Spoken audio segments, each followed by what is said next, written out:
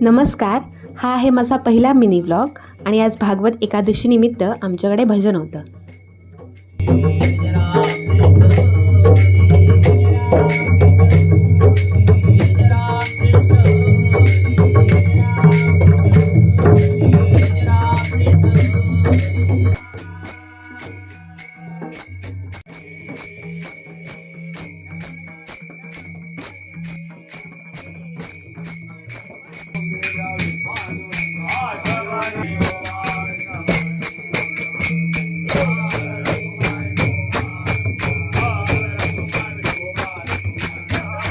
ही संत मंडळी सुरसो